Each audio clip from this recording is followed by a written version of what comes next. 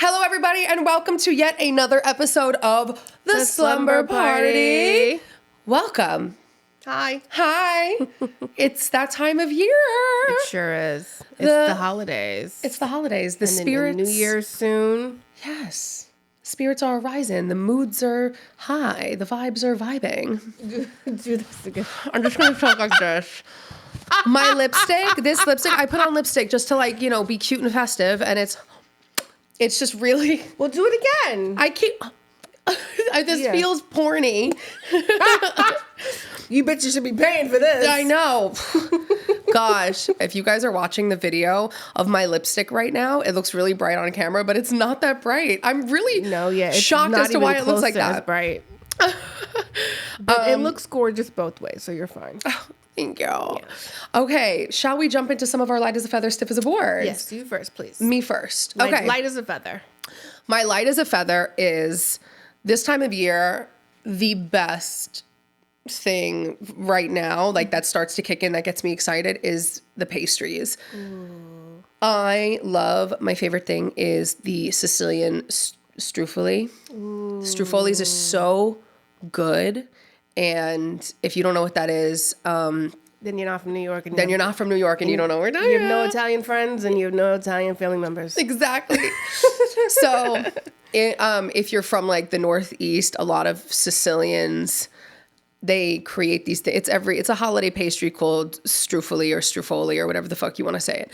Everybody pronounces it kind of differently. It's honey balls, essentially. They're these little pastries, and they're literally these little balls or little ribbons, and you toss them in this honey mixture, and you toss a bunch of rainbow sprinkles on them, and they're unbelievable. It's hard to explain if you don't know what they are. But yeah, so I love the Sicilian pastries, the Italian pastries, any pastries this time of year. Oh my God.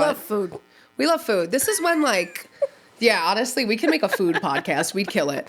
But this is when I really got to fight my urges. I feel this is what I want. Honestly, this time of year too, I'm not really even into cannolis because there's so many better things right now. That's what I'm going to name my fish. I always said I wanted to name one of my dogs a pasta name or cannoli. I told you I want to get 2 koi fish and I'm going to name them Cannoli and Stromboli.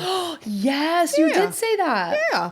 And didn't I say this the other week? And I was I think I want to name a dog Bucatini or something. Or Pastina. Oh, okay. Yeah, yes. You did say that. Yes. Yes. Well, I named my Tamagotchis Stacy and Stifler. That way I could be both Stifler's mom and Stacy's mom. There you go. You know what I mean?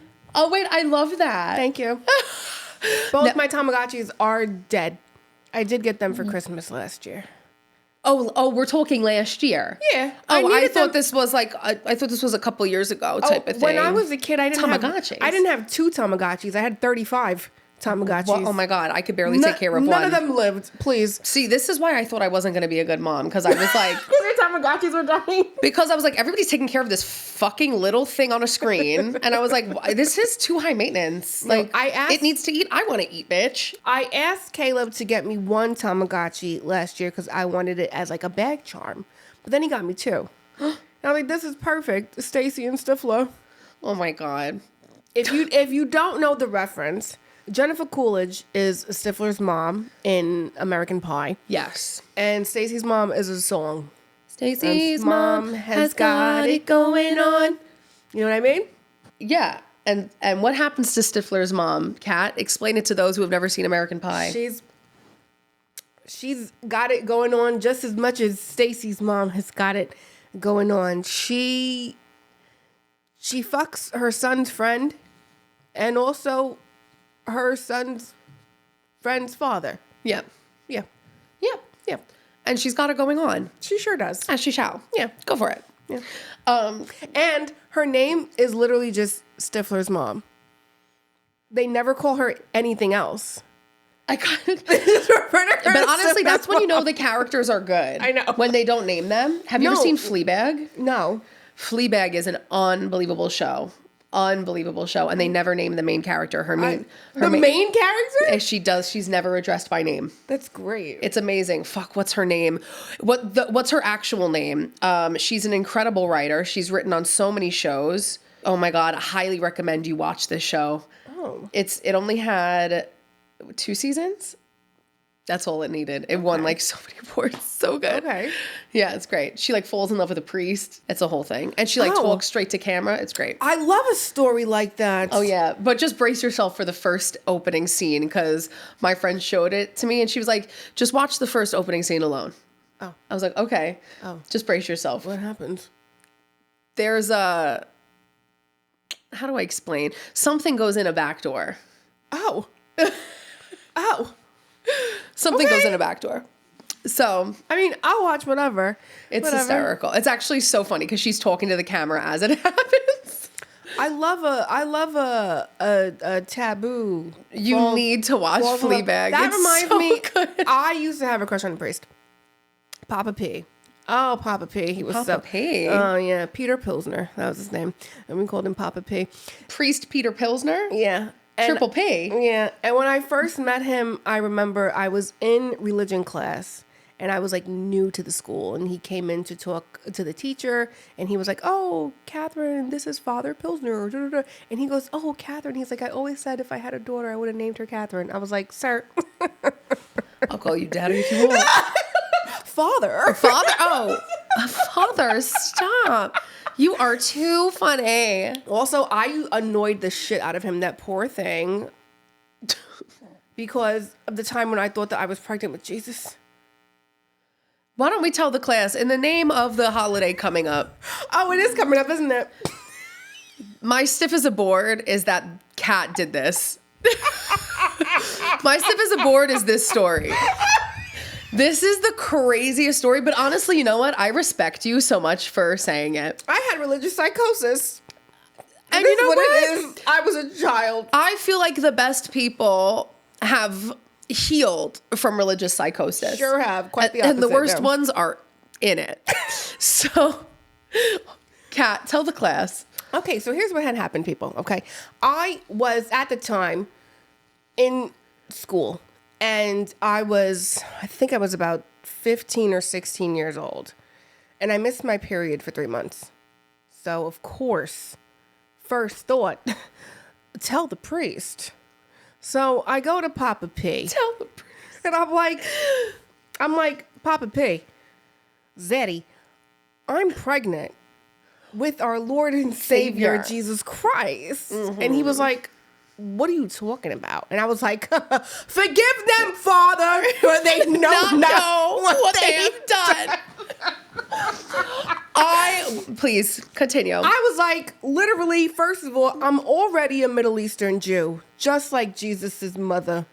So it just made sense for me. You know, I said, this lines up. This is 2 + 2 is 4. 2 + 2 is 4. So I tell the priest, I'm like, I haven't had my period for 3 months. I'm a virgin. I'm growing a child inside of me. Alert the Vatican immediately. Hello, I am the chosen one. You know what I mean? Please. I said, I'm doing this for both the Christians and the Jews. Look at me.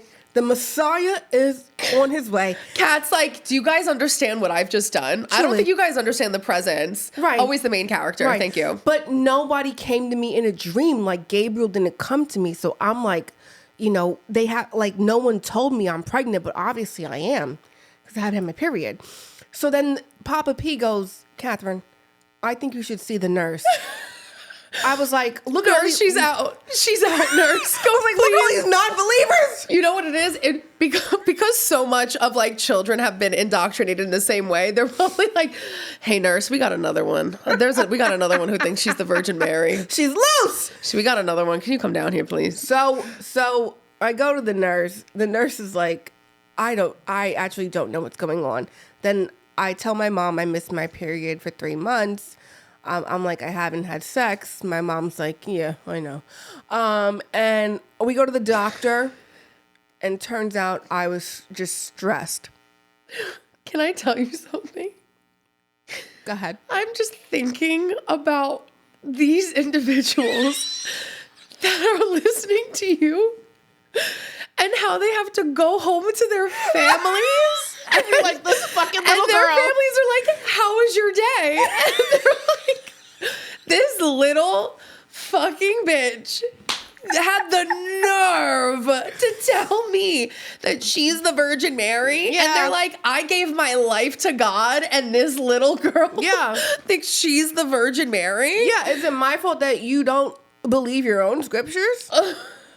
Please. Honestly, though, I do feel like were you really in Catholic school or catechism if you didn't think that you were chosen in some capacity? Oh, because it only got worse for me, honey. When I turned 17, I went back to Papa P because I thought I had stigmata. Because I had 2 cuts on my wrist. Oh, stigmata is when you basically like turn into Jesus. You start getting the cuts. You're like one of those girls that like shows up on Dr. Phil. I've literally seen this exact episode on Dr. Phil. Dr. Phil's Papa P. Oh, Papa P. Papa P. Shout out to Papa P because love him to death. Oh my God. How do you think I got to this place? Right. It's like we had to be really indoctrinated in another direction to come back. To come in the other direction. Oh, I'm the one that's wrong here. I'm the idiot in the fucking room. Yeah. I did think I was going to be a nun. Oh, I wanted to be a nun. The only reason why I wanted to be a nun, though, was because I wanted people to think I was different and interesting. Okay. I was just like, you guys think you're regular? I'm different. I'm going to be a nun. And what are you going to be? An electrician? Like, okay, be an electrician. I'm going to be a nun. I'm going to be so different and cool and unique. You couldn't be like me. There was a dude I went to school with. His name was Michael Rossage. He was so racist. He wanted to be a priest. Okay, well, fuck you, Michael. I don't know if he's grown out of it. I don't think his parents were racist, so I really don't know how he got like that. Oh, video games or he's something. Probably only worse now. to be honest, he's probably only worse. White dude from Westchester County, like, of course, you know what I mean? But wait, what was I going to tell you? What were we just talking about? We were talking about Papa P. Did he just wipe your memory? Peter? They said, "Oh no, nurse, she's out again." No, what were we talking about? No, you were talking about how I was chosen to be a nun in my own mind. Oh. You know, speaking of nuns and priests and falling in love with priests and stuff, one of my favorite stories is of Casanova, like the real Casanova. And apparently the person, because, you know, he was a whore. That's how we got that like, oh, like you think you're Casanova? Apparently one of the women he actually fell in love with was a nun. Wow. Oh, yeah, I know. See? That's how you know men love the chase. And I love the nun because I love the Sound of Music. Oh! Please. How do you solve a problem like Maria? Come on. How do you catch a cloud and pin it down? Oh my God. No, that's like, yes, period. Oh my God. My favorite song was I Am 16 going on 17. It's the best. And also she looked 30. She looked 30. So the actress, not the child. No, she did look like her and Julie Andrews were like 1 year apart. Yeah. And they probably were. Yeah, for sure. For sure. I didn't understand that. I've been watching that movie since I was like 4 years old. I didn't understand. I was like, why are they going in the mountains? My mom's like, don't worry about that. My mom was like, I don't think you're ready for the full history. And I was like, look at everything that's happening. I was just, you know. Nuns and Nazis. Nuns and Nazis. Wait, we need to. No, we don't need to. I was going to say we should make a parody musical and it should be called Nuns and Nazis. But honestly, that'd be perfect for like a drag show. Okay, because you know how the reason why I'm saying this, like, hear me out. All right, we're hearing you. Because there's this drag show in Queens called Fagtasia, and they just did Wicked, and it was the funniest fucking thing ever. Okay. It went super viral, but they do this and they take musicals. Yeah, maybe the Nazis is a little strong. I feel like maybe they can make it into something else. Yeah. I feel like, no, that's not the same. No, it's not the same. It's not the same. No. Especially not in this climate. Okay, we'll leave it. This is why we can't remake anything anymore. You know what I mean? Yeah, we know. We can't remake anything. Yeah. There's a reason for that. Let's leave things. Let's let things die. Okay. I'm glad we just sat through my process of thoughts. No drag shows.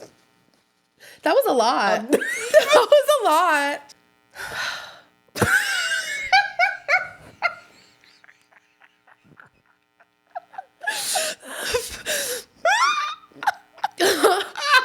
Just coming down from that. We didn't even get to Stiff as a Board. I don't know. Your stiff as a board is me thinking I was pregnant with Jesus. Oh, right. Which honestly is. I think my also stiff as a board is just recommending nuns and Nazis as a drag show. I think that's my stiff as a board. As a play. It's a new play. We're calling it Nuns and Nazis. It's really just a sound of music. We condemn. We do condemn the bad. Yeah, now I'm uncomfortable. Okay, trash or treasure. Let's just start with things that happen around this year that we think we can keep or we could throw away. Okay. You want to go first? No. I'm going to go first. Okay. I want, and I'll say it loud and proud. Let me stand up for this. Okay. Uh-oh. I want competitive lighting competitions back. Ooh! That is treasure. Bring that back. Bring it back. I want neighbors fist fighting over who's got the best house decorations. I want fathers tearing each other's beard hairs out in the middle of the street because somebody stole the last reindeer light up spectacular at Home Depot. Love that. That's what I want. I want people to fight over that. Yep. You know, they do that here in Brooklyn. I know, in Diker Heights. Yeah. I know. That's what I want. My neighborhood used to be really big on that. My neighborhood, I grew up on Long Island. Yeah. Used to be very big on that. I want that back. That is treasure. If you have a house that is well lit up, that you have the icicles dripping from the first level on the roof. Oof. You got snowflakes. You put in the effort to put a fake Santa Claus on the top of your roof looking like he's climbing down the chimney. If you put this effort in, you have your life together. If you put this effort in, I'd be like, I would never suspect them of a crime. You could be having an entire crime ring in your house. Would I suspect you? No, there's a freaking Santa Claus on your chimney. Absolutely not. I'm like, those children put cookies out for Santa Claus. For sure they do. Absolutely they do. Yeah. Absolutely. Oh, I used to love to decorate the front of here, but we didn't really do too much. Just lights and stuff. But the house next door, they moved, but they would do a whole nativity scene. Oh, yeah. Yeah. I mean, they had Jesus in the womb, out the womb. Yes. Jesus at 30. I was like, oh, we're going to just go through the whole New Testament. Jesus signing up for his Social Security checks. You know what I mean? It was fun to see. It was nice. There's a house a couple blocks down that just is a mess every Christmas. But I'm at a point where I'm excited to see how much of a mess they're going to be. They just put anything out and anything together. It is trashy, but it's so entertaining to me when I get a headache looking at the house, but I'm like, they're having fun. They're having fun. You know what I like? I like when people, there's houses near where I grew up where they take their garage and they make their entire garage a display. There's a house near me and they put like a clear piece of like, I don't know if it's plexiglass. Okay. Like where the garage would shut down, but it makes it look like it's like Santa's workshop inside their garage. And they have they have like these little animatronics, like lifting things or whatever. It's incredible. And you know what else, treasure?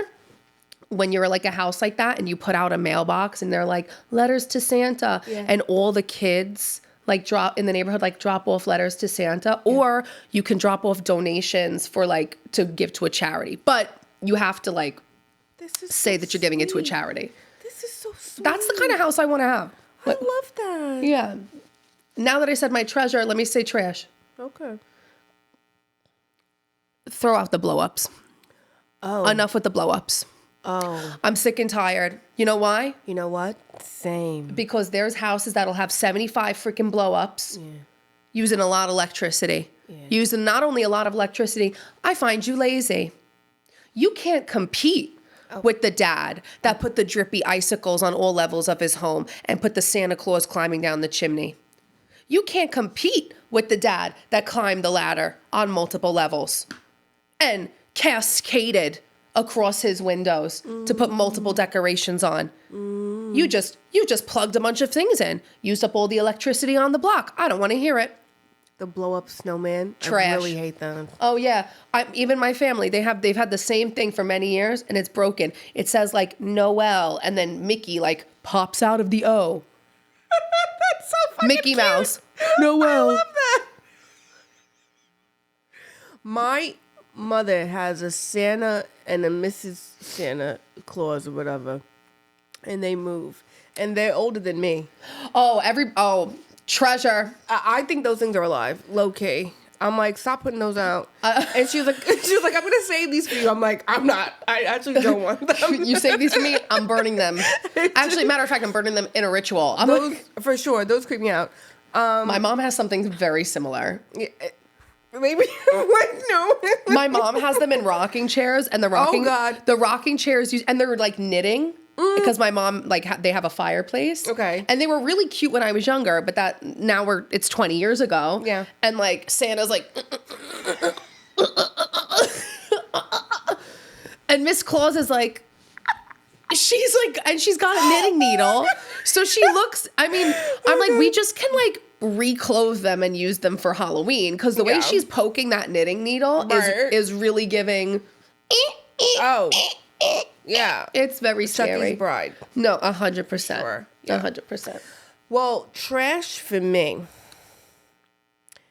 is just your decorations are just boring. Oh. What are we doing? Yeah. Add some fucking color. Or don't put nothing. Don't put nothing if you're not going to put color. What are we doing? A beige fucking holiday? Oh my God. A beige Christmas? Is this Christmas in an insane asylum? A beige, whatever holiday you have. Girl interrupted Santa's edition. It don't matter if you're celebrating Christmas, Hanukkah, Kwanzaa, or Yule. None of those come in beige. Right. What are you doing? Ugh. No more. No more of the millennial gray. No more of the, you know what it is? It's like Gen Z beige. Right. Why do they keep Gen saying whatever. Millennial? We grew up with color. No, what I would say, the reason why it's millennial, I think there's millennial gray and there's millennial beige. I know millennial gray, Gen Z beige. Okay. Because millennial gray is like, people will take like a beautiful historic brownstone and be like, look at our renovation. And they take out all the character, and it's just like a gray marble countertop, white cabinets, gray floor, laminate, gray couch. It's like gray. This couch is gray. Yeah, but look at the rest of your house. It's like got character. Then with the Gen Zers are like, we're not gray, but then they make everything beige. It's like millennials got their stuff from Walmart, and then these beige Gen Zers, I got all the stuff from TJ Maxx and Home Goods. Okay. I mean, listen, I'm a Maxxinista. No shame on my TJ Maxx. One thing about me, I'm gonna go to Home Goods and I'm gonna buy everything in it. I'm never gonna use it for what? Look at my what do you call this thing? The time thing? Who cares? Home Goods. Yeah. $12.99. And gorgeous, you know, isn't it? You don't know where to find me. Guess what aisle I'll be in? Take a guess. I don't know. The candle aisle. Period. Candles. That's what I'm saying. Okay, but okay. Now, in the same breath, I will also say, I do love when people have like a uniformed wrapping paper situation going on. But what I don't like is if you were going to wrap all your paper, let's say you're going to wrap all your gifts in, I don't know, like black paper with like, a green bow or something. And then you have people coming over and you tell them they need to do the same. No, I don't like that. Have you seen that? Wait, if people come over to your house for Christmas, they have to wrap it in the same wrapping paper? Yeah, I've seen people. What assholes are saying that? No, they don't. Would Santa Claus ask that? Right. No. Santa's going to bring whatever the fuck Santa got. Does Santa tell all of the elves to put everything in one wrapping paper? Incorrect. Okay.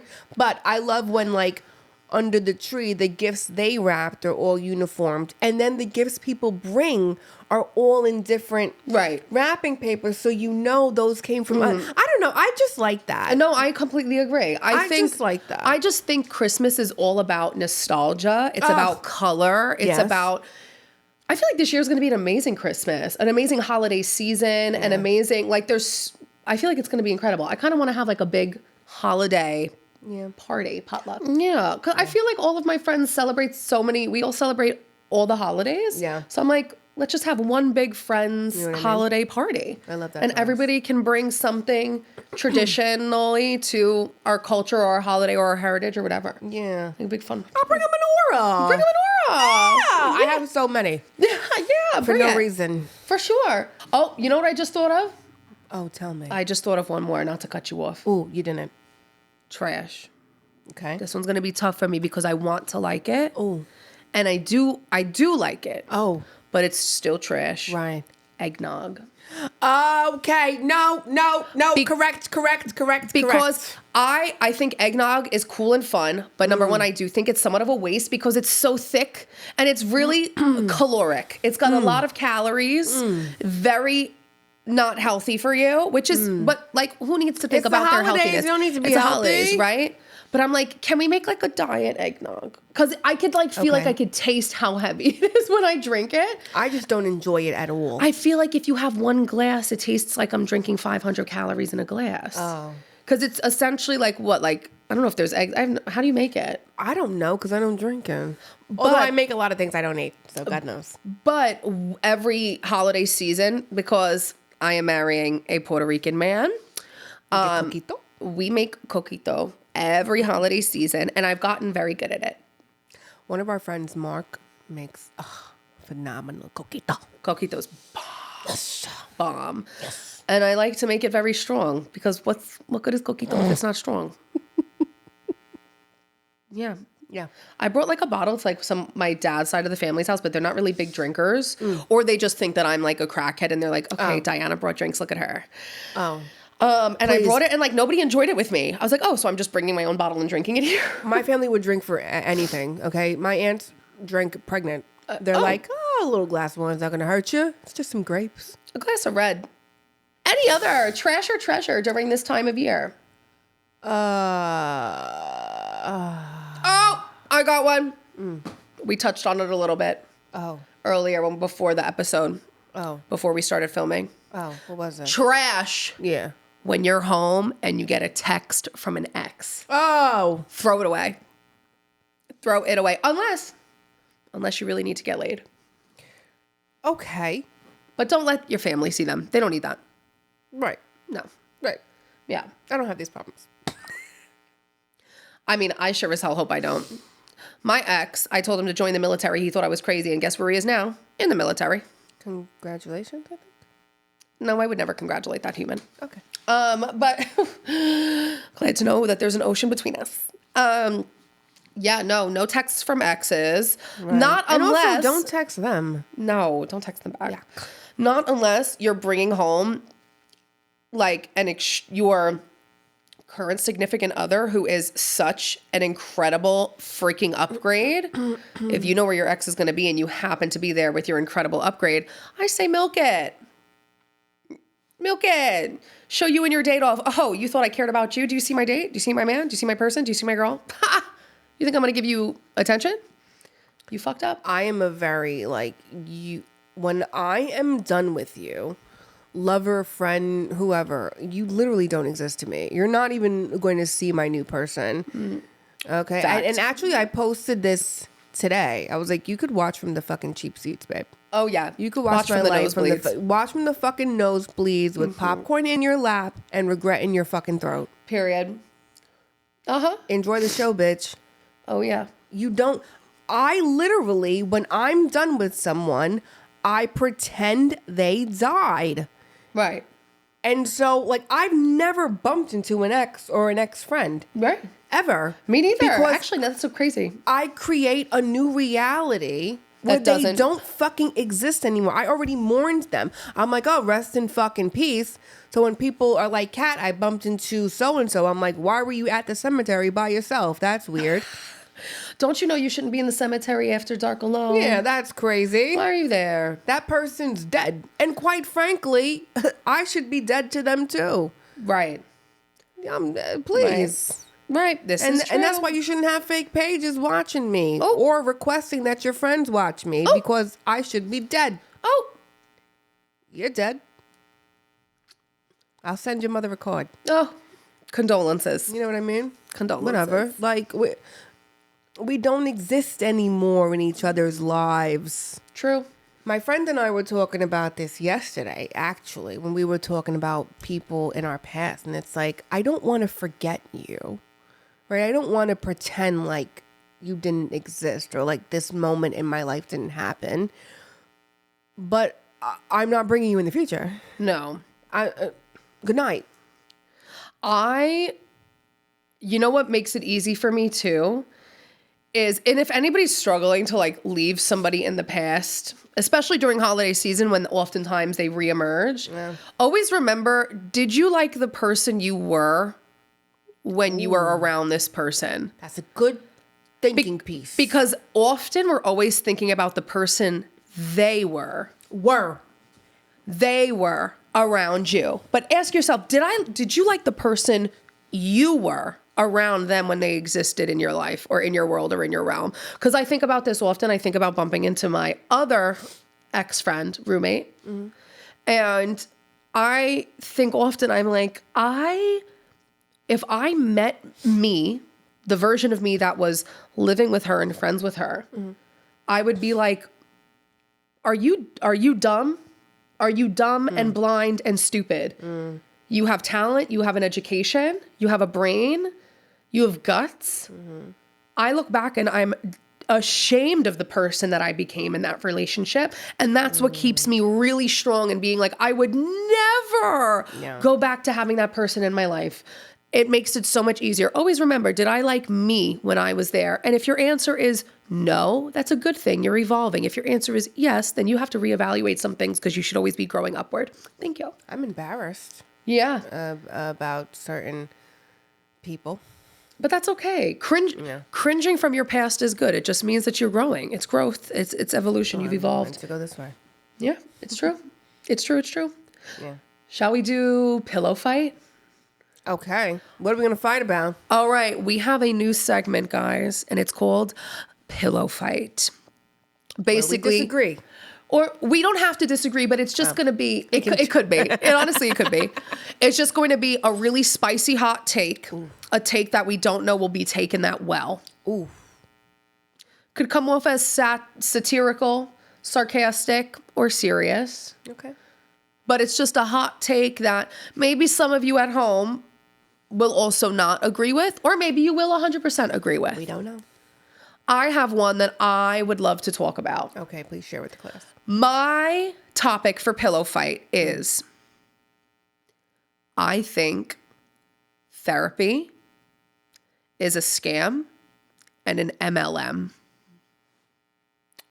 Expand on that. So there's nuance to this. Okay. Do I think therapy is helpful? Absolutely. It's saved many a friend's life in my lifetime. I am currently seeking therapy. Okay, let me start there. Okay. Secondly, the reason why I say therapy is a scam, I think it's too much therapy gets to be a scam.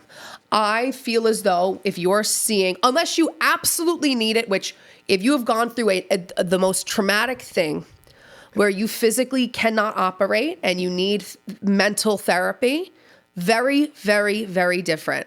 But if you're someone who is consistently seeking therapy time over time and you think every time you get upset you need more therapy, I've noticed over time with people in my life and other people's lives, it gets to a point where it's kind of always about me, and what I want and my self-consideration. And I need to protect my peace. But it gets to a point now where now you're avoidant. It kind of feels like it forms into something else where it's like, well, I'm just not going to talk to them because I need to protect my peace. And it's like, well, I don't feel like you're solving anything because you're just excluding yourself in an effort to protect your peace, but we're not solving an issue here. My thing is like the people who do a lot of therapy, it's like they tend to think now they're the expert on therapy, or somehow they magically became a therapist by going to therapy. Right. I didn't become a chef because I eat the same at the same restaurant every night. What are we talking about? Right. And on top of that, the therapy. Then once that person starts telling everyone they know about what they need, therapy, now they start telling you, you should go to therapy. This is where the MLM comes in, the multi-level marketing. Now it's multi-level marketing. Okay? Now it's, hey girl, hope you're good. It's giving a real life DM. Have you ever thought of selling? Just kidding. You know, it's Avon? always the girls who like bullied you in high school who end up DMing you and being like, so there's this shampoo. And it's like, right. The Monat. Wasn't there like a Monat thing? Oh, yeah. Whatever. I know a couple girls still trying to sell me that. Oh, God. No, I'm good. It's like you could just go someplace else and sell for commission. But this is what I'm saying. It's like sometimes therapy, people that attend a lot of therapy, it's like MLM without the commission. They're like, you should go to therapy. You know, you should just look into BetterHelp. If you don't look into BetterHelp, oh, there's sliding scale therapy. Oh, you know, you can get a reference. You can get a reference from your doctor. You should go to therapy. I'm like, are they watching? Are they watching? Are you okay? I'm not saying I don't need therapy, but sometimes I'm like, guys, sometimes it's okay to handle it on your own. You've done so much that you end up back where the fuck you started. Mm-hmm. Now you've got more problems than you did before you went in, because now you're just a piece of shit fucking person. I need you to work on that. You went in because someone else hurt you. You wanted to heal from that, and now you're out here hurting everybody else. What are we doing? Right. But then you refuse to take accountability because you're like, well, I think if you're triggered, you need to check in on that. I heard that from somebody. If you have the audacity, this is what I'm saying, is like they start not taking ability. Some of you guys forget that accountability. I said ability? You did. Whatever.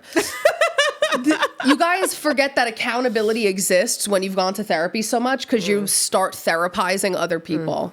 And you're like, I know that I made you feel worthless, but maybe you should check inward on that and try to understand why what I said made you feel that way. I saw somebody post like, I need to reach out to a couple people's therapists and let them know that like they're actually the problem. Right. I need to reach out to a couple of your therapists and let you know like they're taking what you're saying and using it as a weapon. I will say most people who are the problem though are not in therapy. True. This is very true. They're good. No, because they're perfect. Right? They're perfect. They don't need it. They're outside wreaking fucking havoc. They don't have time for therapy. Right. They're trying to make people go. Do you have a pillow fight topic? Quotes I hate. There's this one quote that drives me fucking nuts. And it's when people say, like when someone gets hurt by someone and they're like, now I know their true colors. Oh, I don't like that either. Okay, here's what I want to say. Right. No one takes 25 years to show you their fucking true colors, babe. That like,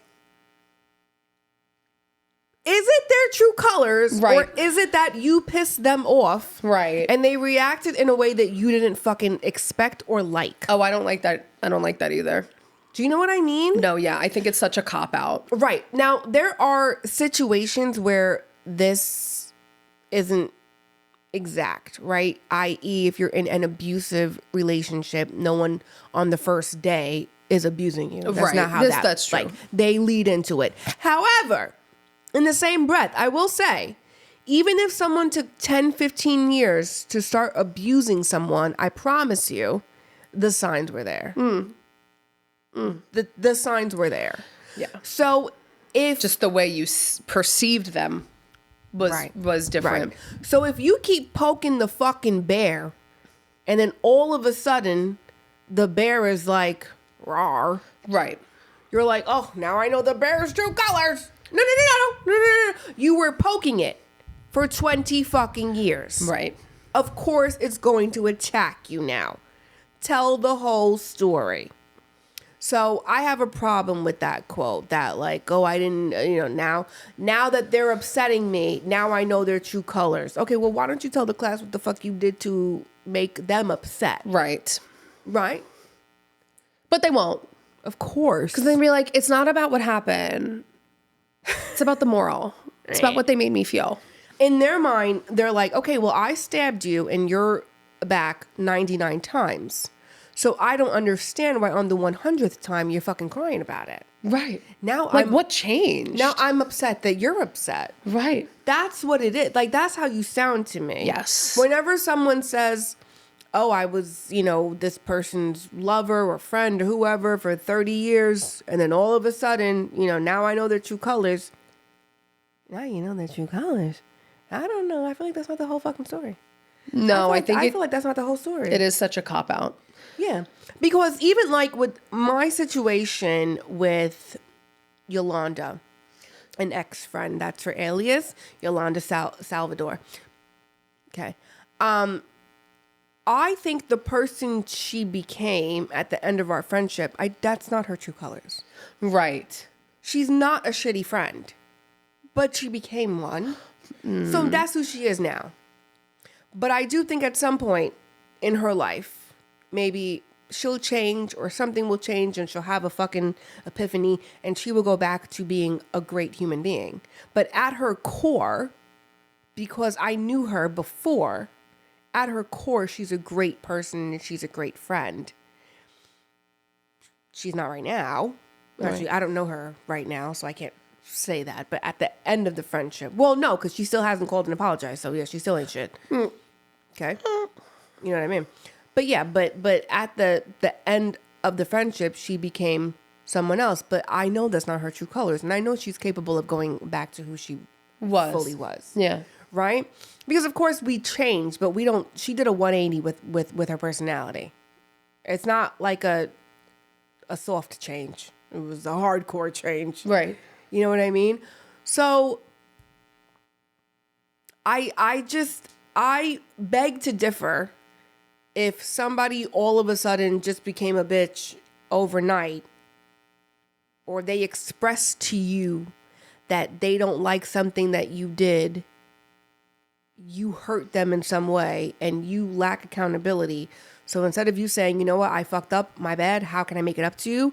You say, oh, they're calling me out. Now I see their true colors. I feel like I just transported back to the reason why me and Serena Joy stopped being friends. Oh. Because that's exactly what she said to me. Then now she sees your true colors. Okay. And I was wondering why she kept popping up in my head while you were talking. And I'm thinking about her and I'm listening to you talk about your friend. Mm-hmm. And I'm like, I'm really thinking of her in my brain. And I'm like thinking like, why am I thinking of her? Why am I wondering where she's at? And I'm like, the last thing she said to me, and in her very big message, she said about my true colors. And I was like, my true colors. I remember feeling like, even being somebody who's that's been said to, I remember feeling so offended by that. Yeah. Because I was like, my true colors? My true colors? Yeah.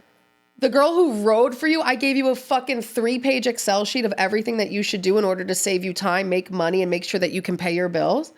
The person who sent you contact after contact after contact gave you every fucking rule in the book that I learned the fucking hard way because I wanted you to break out of underneath your family's whatever. Mm-hmm. And then you told me that you saw my true colors because I didn't agree with one thing that you said. They always forget. Yeah. But no, that's never been said to me, but it has been said specifically about Yolanda. Mm-hmm. Like if I talk about her, it's always, well, now you know her true colors.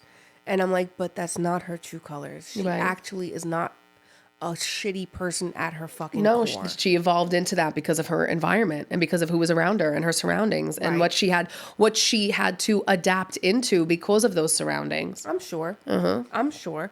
But at her core, I know she's not a terrible person. Right. And hopefully she doesn't stay a shitty friend.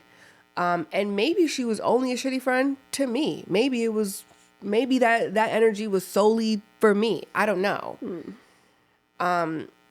But yeah, I don't believe that that's her true colors. And I stand 10 toes on that. I know a lot of my friends tell me that I make excuses for my friends.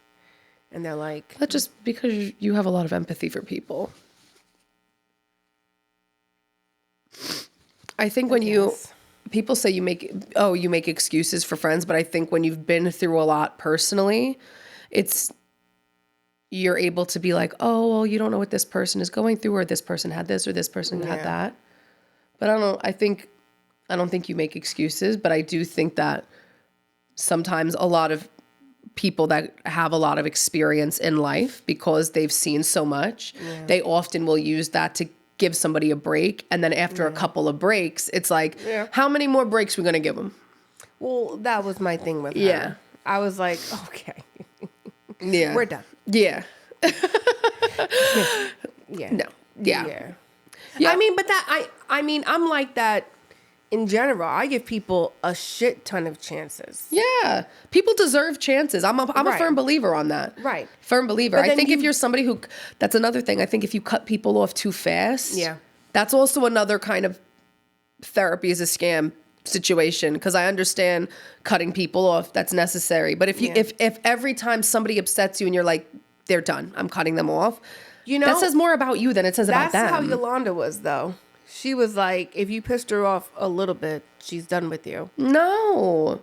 And I'm like, learn how to fucking communicate. But also, what world do you live on that every single thing in the world needs to go your way? What self-righteous plane is that? No one was allowed to fuck up except her man, okay? Oh!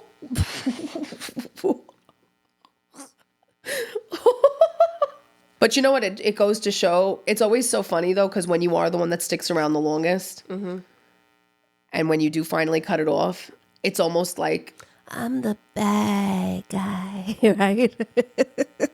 That was really good. Wait, but that actually really sounded like him.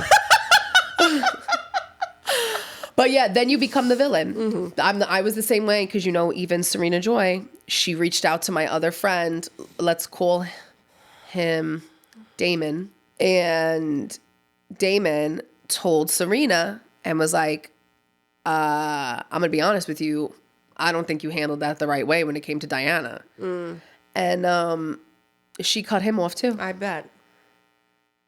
And she was like, okay, well, I thought about it and I checked myself and I realized I was right. Of course you were right. And he was like, okay, well, I also checked yourself and I realized you were wrong. So...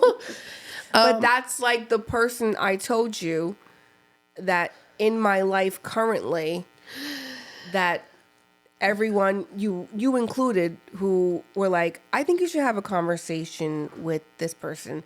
And I can't, because this person is going to justify their actions, play the victim, and not take accountability. Right, and there's no way. It's just going to be so pointless. Oh my God, wait, can I tell you one thing that really actually makes me mad about people like that too? Because these types of people, they're always like ready to apologize, but you got to apologize first. Oh, that's what it is. They're like, oh, I'm open to apologizing if I feel I've done something wrong. I'll always apologize. Right. If I've done something wrong, I have no problem apologizing. And then you're like, okay, well, you did this wrong. And they're like, okay, well, I'm sorry you feel that way, but what actually happened was this. And you hurt me when you did this. And then you'll be like, okay, well, I'm sorry I did that. They're like, yeah, I'm sorry too. Well, like you just got to say it first. This person turned the whole, your actions and words were hurtful, into, oh, Kat thinks I don't like her. No. One, you don't. Two, I think you're sinister and depraved. Right. What are we talking about? Don't make me the villain because I just don't think that you don't like me. That I'm acting on an imaginary situation. Right. Kat thinks I don't like her. Honey, you didn't like me the first day we met. The first day we met, you said something insane. And then it just kept getting worse. And so I then changed my behavior based on your actions. Right. I was like, oh, I'm just going to pull away and not even try to have a relationship with this person because they're not a fucking safe space. And then you just kept proving how unsafe of a space you were. Oh my God. And then now it's, oh, Kat thinks I don't like her. That's not the issue. That's not the issue, because I've always known you didn't like me. So that's not the issue. But I already know that if this situation is brought up where I thoroughly explain everything this person did from A to Z, there's going to be a justification for each action. Yeah. Very frustrating. Wasting my fucking time. Very much. Yeah. Because all you need to do is be like, you know what? I did fuck up. I did violate. I was invasive. I was inappropriate. My bad. You're right. I'm never going to hear that. No. So, fuck it. Gotta give you, we always need to find our own closure in our own ways. Yeah. Yeah. Which would be a good thing for therapists to tell their clients. Find your own closure. Stop telling everyone else.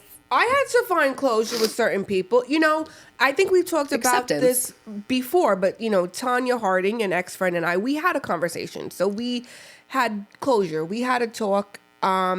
She, instead of saying, I did say that, I'm a horrible friend, she goes, I'm not going to invalidate your feelings. You're not invalidating my feelings. Just, I heard you. It's not like a please. But I told her, I said, like, we can never be friends ever again. I don't trust you. You know, when we were talking, and I said, we'll never be friends again. I don't trust you. You're not a safe space for me, and I am not a safe space for you, period. But if I see you in public, I'll acknowledge you because we have a lot of the same friends. It's not like, it's not likely that we'll never see each other. Right. Again, I do try to avoid certain spaces. Right. But there's like a 50% chance that at some point in our lives we'll bump into each other. I'm not going to be an asshole. And I won't pretend that this person was not one of the closest people in my life for well over a decade. Right. Right? But I can't be a friend. No. And we had that talk and it's over. With Yolanda, I didn't have a conversation, but I did reach out. I reached out 3 times. I texted her and I called her because after I talked to Tanya, I said, I think I should actually have a conversation with Yolanda. My friendship with her was so much, you know, more closer and more sisterly like than me and Tanya. And she did not pick up the phone, which she's very good at. And then I just never heard from her again. And I was like, okay, cool. After you left me for dead. Wow. Interesting. Gross. Yeah. Gross. After you fucked up, you're like, I'm just going to cut this person off. Okay. Oh, okay. Got it. But you know what? All these things led us to here. Mm-hmm. Guys, the lipstick has just been a trend this episode. It does look very bright in the thing. I look like I'm very, very pretty in person. Huh? It's very, very pretty. Thank you. It's Fenty. Oh, she does make great lip stuff. Yeah, and honestly, it's matte, but my lips feel. I just put gloss on it earlier, but my lips feel really moisturized in the matte. Usually, matte's very drying. This is very nice, and I love that because Rihanna's lips are some of my favorite lips I've ever seen. They're just perfect. The M, I've never seen a better M than when I first learned the alphabet. Oh, and you heard it here first, folks. Stunning. Yeah. Here's your nightcap for today, which actually, as per usual, goes hand in hand with what we talked about. It is.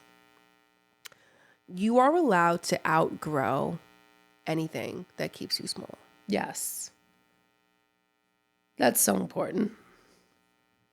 Yeah. And by anything, that means any person. Yep. Any place. Yep. Any job. Yep. Anything, any room, car, clothes, anything that you want to evolve out of in a spiritual sense or like literally a physical sense, you can outgrow that. There should never, ever be anything holding you back from what you really, really, truly want. And can I add to that really quickly? Because I want to say something when it comes to like luxury content creators in this thought. I know people say things like, oh, I can't believe this person went shopping. I can't go shopping. So this person is showing off and they're out of touch. Oh, I love this take that you're about to give. Number one, your reality and their reality is not the same. But what I want to say is, if your goal is to live in the big house and drive the nice car and do all of these things, or if you're someone who wants to be a doctor, or you want to be a teacher, or you want to be a singer, you need to follow people who are already doing these things. So when you see a luxury content creator, if you are someone who wants a life of luxury, you should probably follow that person, because the more you're seeing them, the more you are allowing that energy into your life, is the more you're going to create that possibility. Right. Right? And if you don't want a life of luxury, then don't fucking watch them. Just fucking scroll instead of being like, this isn't reality. It's not your reality. Right. And that's okay, but one day it could be. A lot of it also comes down to jealousy and anger. Yeah. Where it's like they watch people that once were like them, and they're like, oh my God, I'm so happy to see you succeeding. And then they get upset that they're succeeding. And then they succeeded a little too hard. And they're like, but now you're not like me anymore. And it's like, well, maybe now you're not like them. Maybe now it's time for you to elevate as well. Because because now you want to be mad at them because they started where you're at and you're still there and they're there. But you know what? People say that all the time about successful people when it comes to family and friends. Is the people, they see you as equal as them. And when you start to do better than them because you grew up in the same environment, or because you went to the same school, or because you come from the same family, and you start succeeding more than them, they fucking hate you for it. Remember the voicemail I let you listen to last week?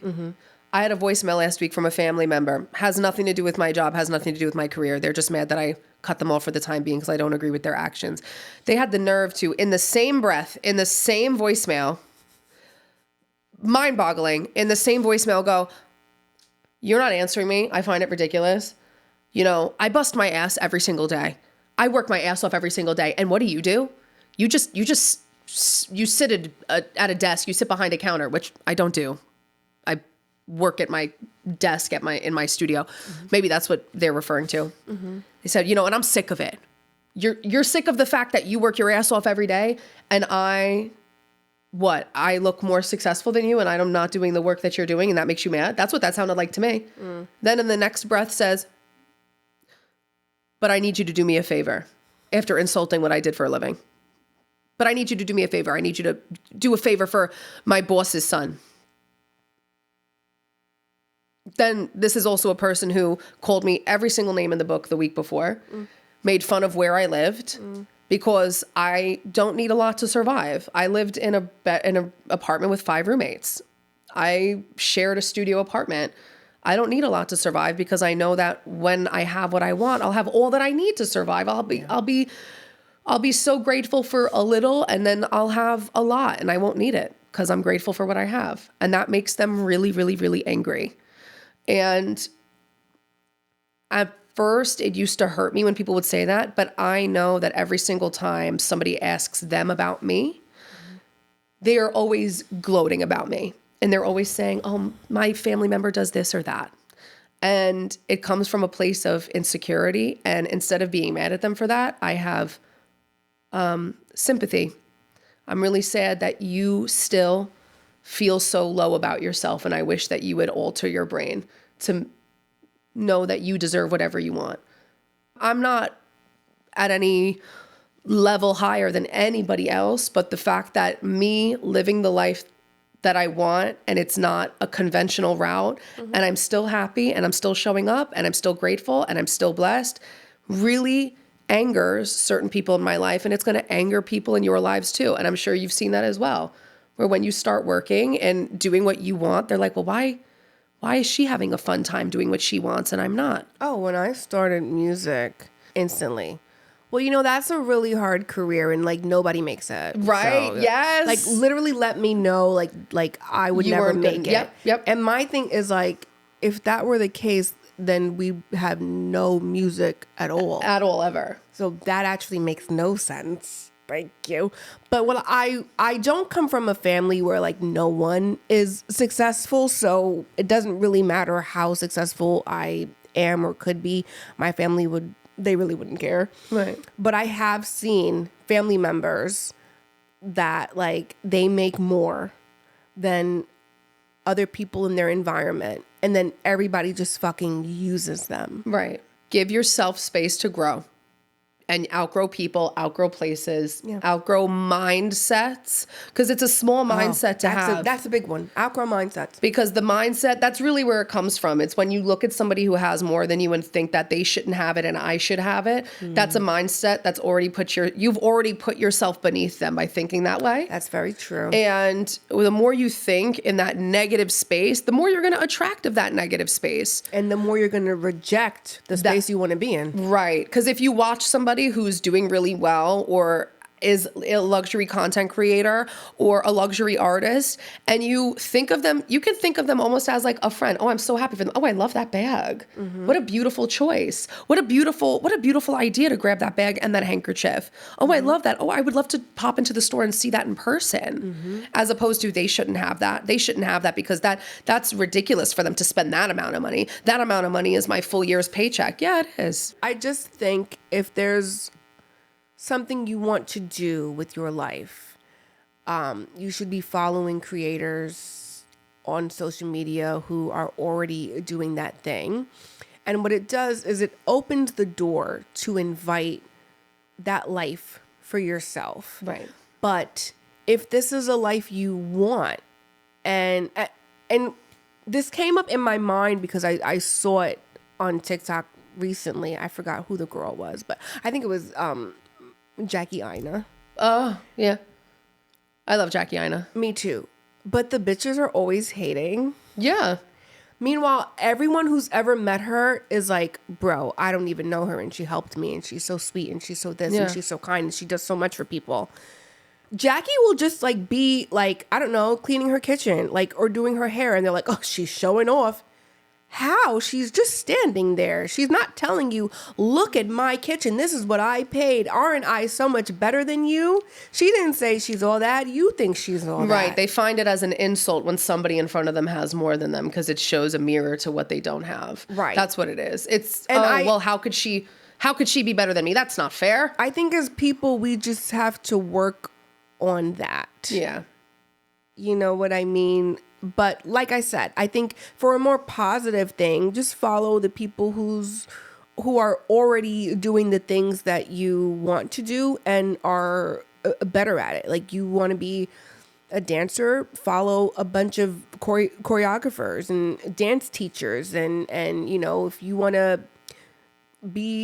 live a life of luxury, then follow the people who teach you about cars and teach you about, you know, bags and shoes and jewelry, et cetera, et cetera. Follow them instead of hating on them. I promise you, it invites the energy for that. I wasn't a bag collector. I became a bag collector on accident because I kept watching Cassie Thorpe. I was just like addicted to her content. And then we would talk like via DMs on Instagram. And then I was just like, this girl's just great. And then she moved to New York. And then I just randomly became a bag collector.